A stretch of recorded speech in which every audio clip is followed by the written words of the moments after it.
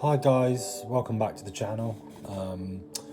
Today I'm going to show you guys a little exercise I like to do.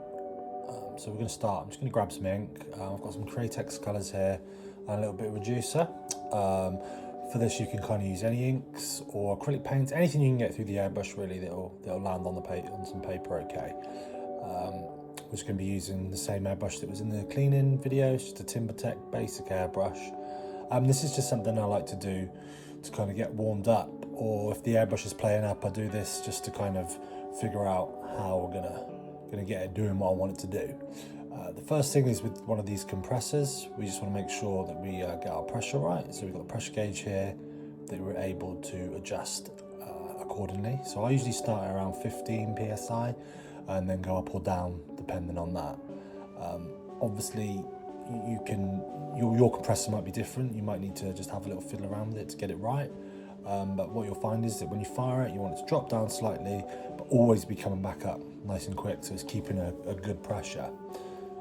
If I crank that pressure all the way down, what that'll do is I'll just show you what, just the extreme of it really.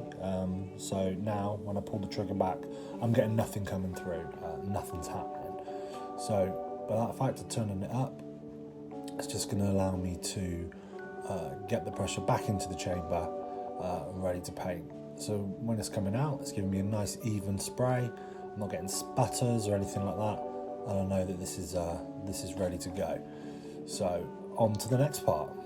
So before we start the exercise, I'm just going to make sure that the airbrush is doing what I want. So when I pull the trigger all the way back, I'm getting a thick line and I'm getting paint spidering out. So that's not what we want. Now I'm just going to slightly pull the trigger back, not pull it back as much, and now I'm getting a much finer line. I'm getting a really nice clean line, and that's what I'm looking for. It's always important that you make sure you get the airbrush doing what you want it to do. There's nothing worse than fighting it all the way through a paint job. Now this airbrush has a little locking mechanism on the back which allows me to set the distance the bar can come back, which it's just one less thing to worry about. I can pull that back to the stop point. I'm always going to get that consistent nice line that I'm after. So hopefully your airbrush has got one of those. If not, it's just a bit more finger control. And you just want to make sure that you're not going to, especially when you're painting something, you're not going to end up splattering paint out if you pull the trigger back too much. Just practicing to get that control is great.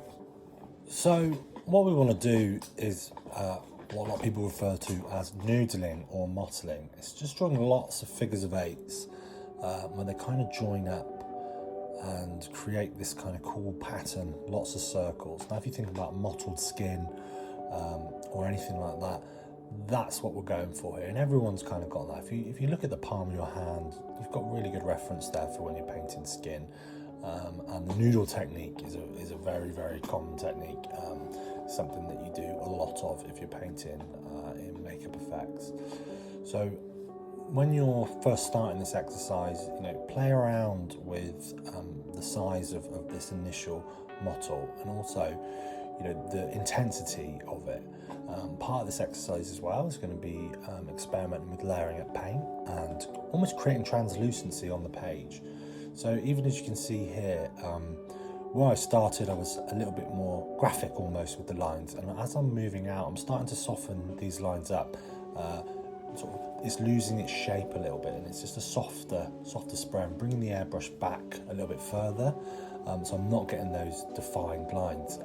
It depends on the paint job what you want to do, but if you're going for like something like a really realistic skin, you don't want these really tight lines to be really visible, so you want to maybe take a little softer approach.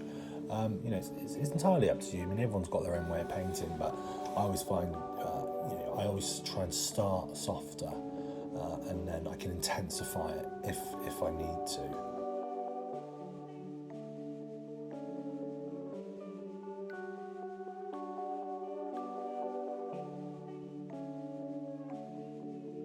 So you just want to get a good area of coverage. Like I say, I started smaller, and the further out I'm just getting softer and softer and wider with those patterns that I'm making. That's just going to give me a different sort of translucency, as I keep saying, when we start the next part of the exercise. So it's quite hard to see what I'm doing here, I understand that, but it's just lots and lots of figures of eights that all kind of blend in. So once you've got that kind of mapped out, this is how I like to do veins. I always find it really hard to just draw a vein on out of the blue.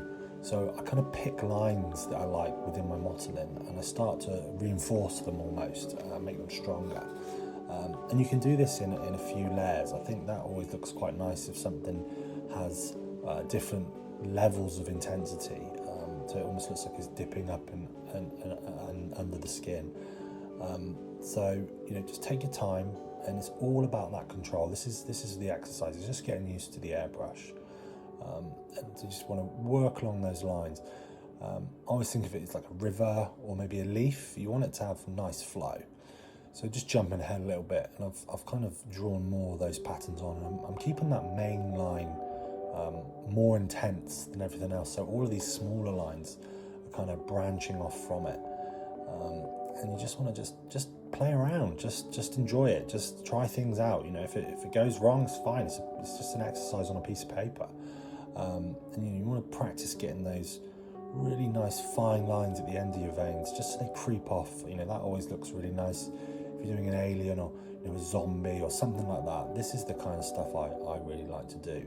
But what you're probably noticing is each time I'm using the information I've got from the modelling underneath, so that I'm following lines that I like. I'm not just picking anything out of the blue, and I'm always keeping it going in that nice directional flow.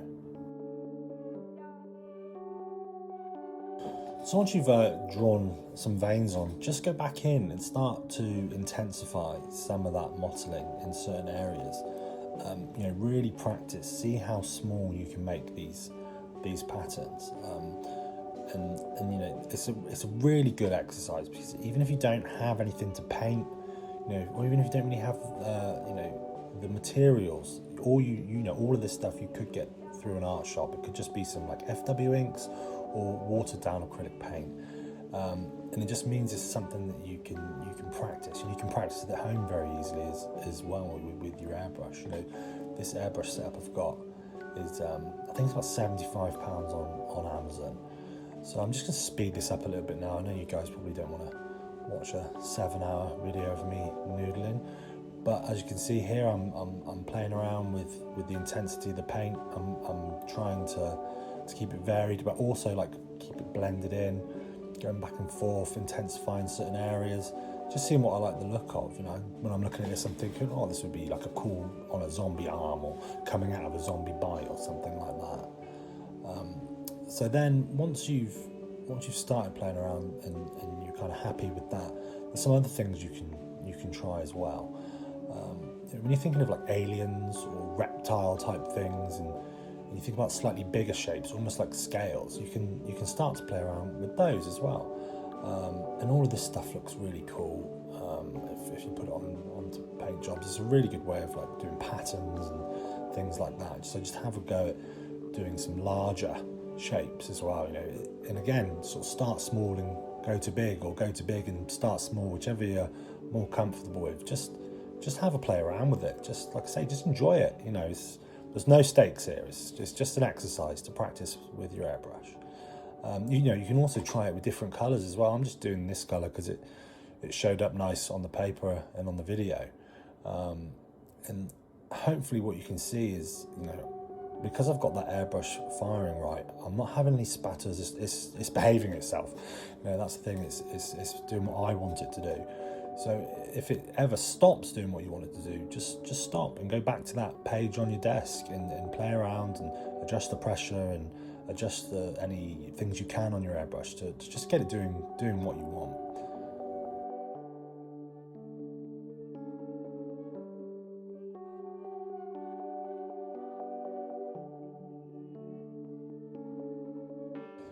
So as well, once you've done some of the harder patterning, just soften those edges up a little bit as well. Just fade it out. And hopefully what you're seeing here is I am creating translucency, even though this is just a piece of paper. So if you can do it on this, doing it on silicone and things like that is so much easier. And make a cool pattern. Like, that's the thing as well. It doesn't have to be a design, but you could always try, if you've got a project coming up where you know you're going to be doing something like this, just practice that. When you're feeling more confident, you know, as I'm just going to show here, do it on a much smaller scale as well. Make all of your circles really tiny, and then repeat it just on that smaller scale, and you know, you'll be surprised how quickly you can get control of these airbrushes.